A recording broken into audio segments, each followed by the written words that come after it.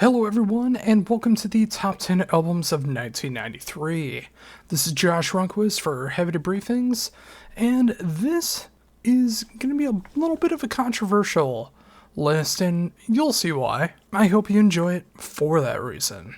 So let's start off with number 10, and at number 10, it's My Dying Bride with Turn Loose the Swans. This is arguably, along with another band that I'll be talking about later in the list, where death doom finally came into its own. Like, before this, it showed a little bit more on the faster side. Even the debut album from My Dying Bride was a little bit faster than you would normally expect from a band like My Dying Bride. But this is where the band started to get slower, the songs started getting longer, the clean vocals started to come in and be much more somber, violins started to come in and just wreck your soul. And some say this is the greatest Death Doom album ever made, and I think they have a very excellent point to be made with that.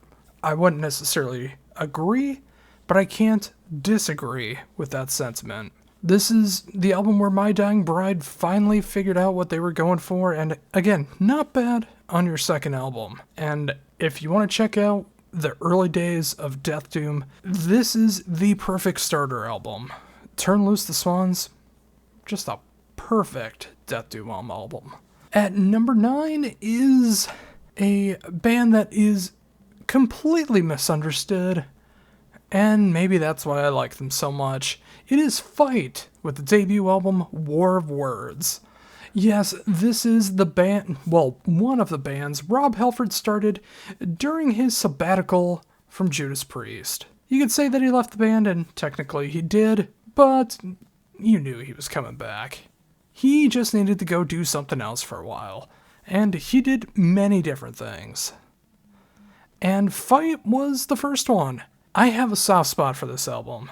While it focuses, again, much more on the heavy metal side than Judas Priest, even though Painkiller was indeed a heavy metal album, and their heaviest album, Halford wanted to do even more heavy stuff and go a little bit more in a different direction.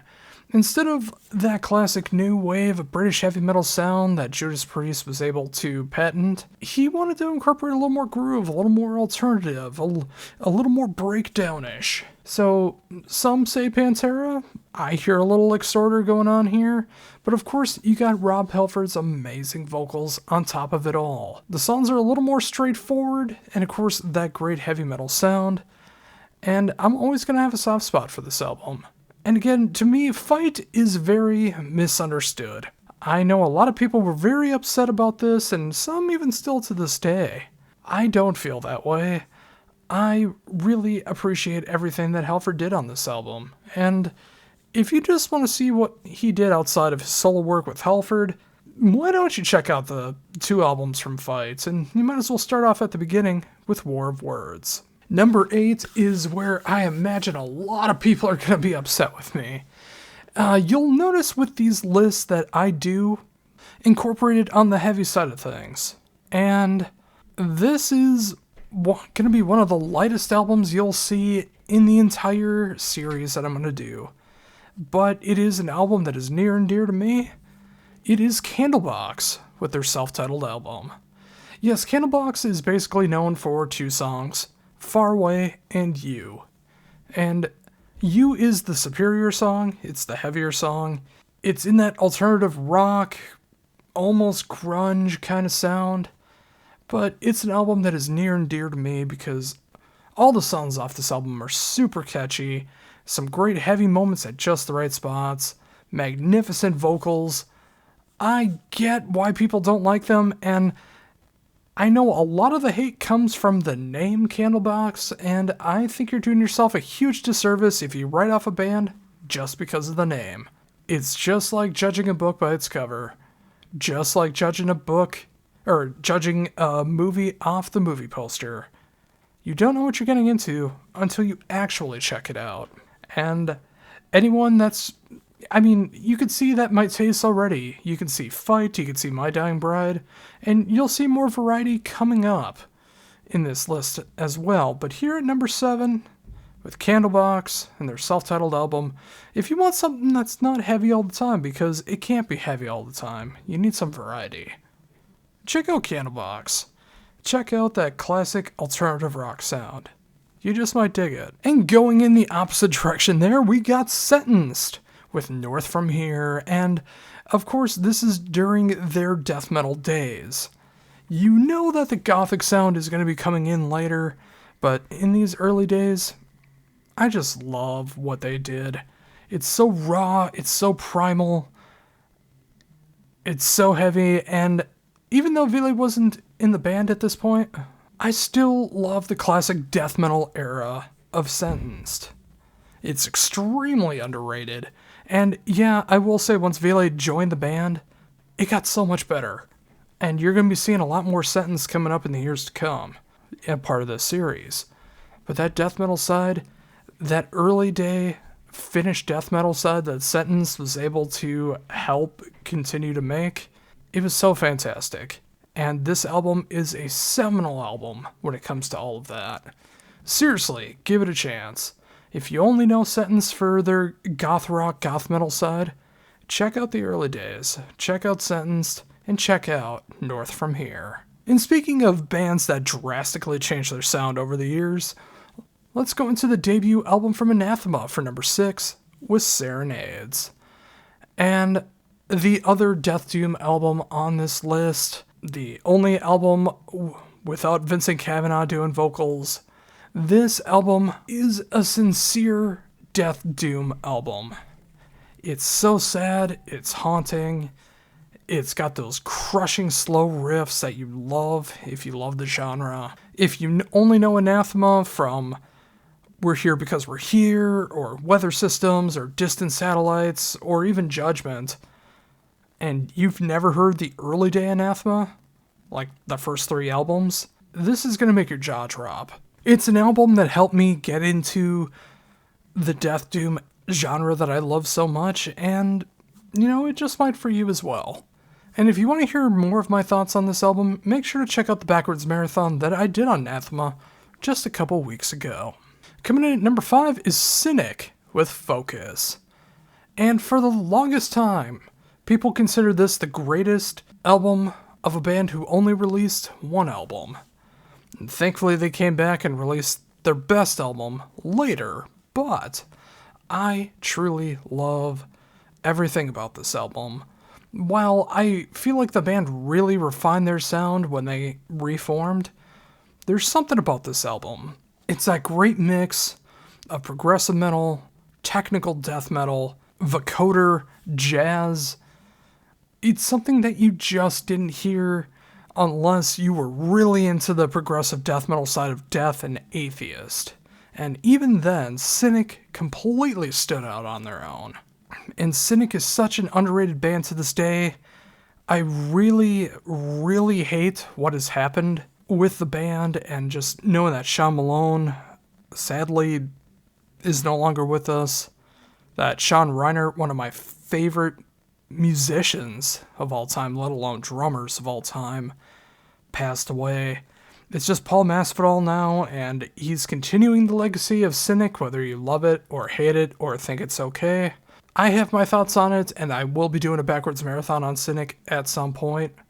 But I will say that if you've never checked out Focus, and you want to hear progressive death metal, technical death metal, fused together with some extreme jazz moments, vocoder vocals at the right moments, and just seeing what Sean Reiner, Sean Malone, and Paul Masvidal was able to accomplish after Paul and Sean left Death, this is an album you extremely need to check out.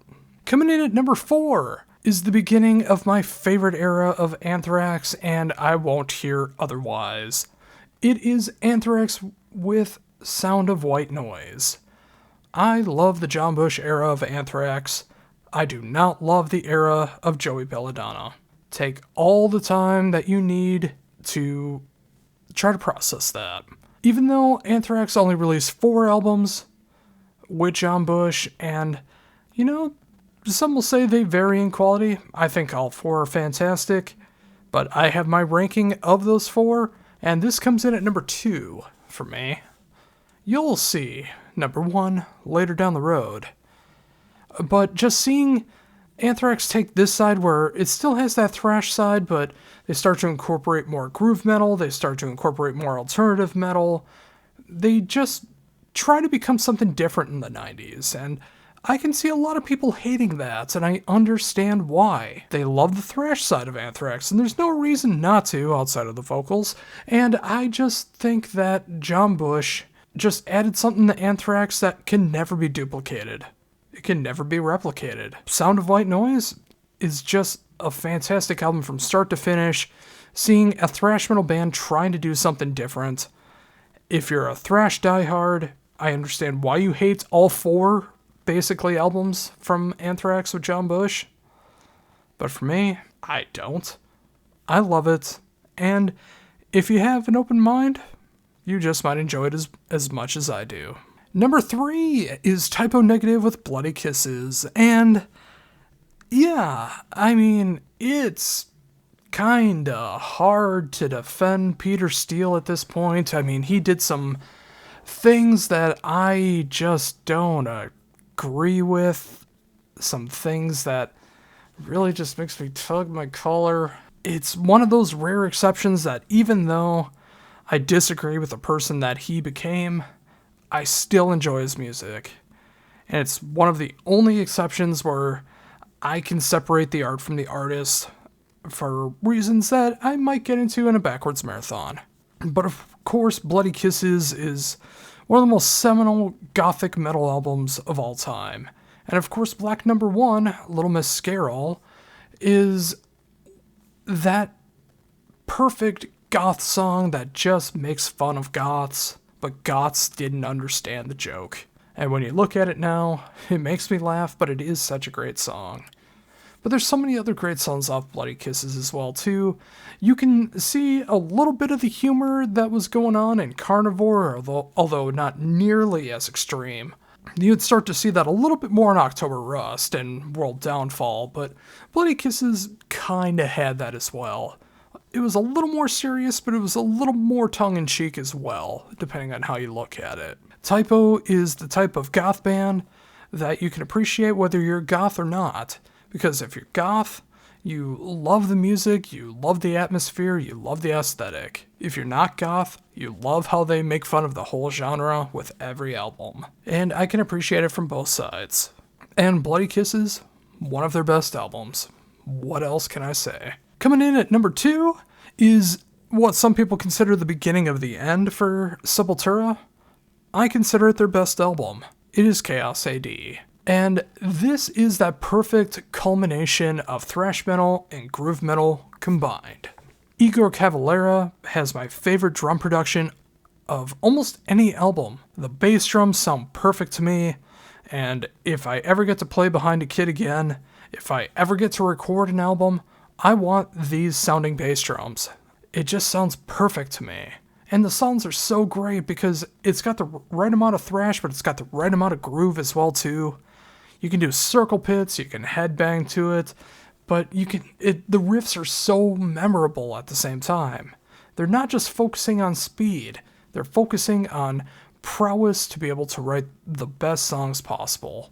And whether you love this album, hate this album, think it's okay, or see this album as the beginning of the end because, Roots is such a polarizing album, and then, of course, once Max Cavalera left, some people just completely dropped off and never gave Sepultura a chance after that, which you are wrong for doing so. This is still going to be my favorite album, and I love the fact that whether you check out what Sepultura is, whether you check out the Cavalera Brothers or Cavalera Conspiracy or whatever's going on, everyone still represents Chaos AD in some way, shape, or form. And there's a reason for that. It's their best work. Now, why did I emphasize work right there? Well, it's because of my number 1 album, one of the most perfect melodic death metal albums of all time. Some people will absolutely disagree with this, especially if you are one of those people who only appreciate the grindcore side of the band, which those people exist. It is, of course, Carcass with Heart Work. I mean, this is right up there with Slaughter of the Soul. It's right up there with Dark Tranquility and In Flames, and arguably Opeth at the time, although they were a little more black metal on the first two albums. I mean, there's so many bands that started coming around this time of the melodic death metal era, and Carcass represented the UK in the best possible way with Heart Work.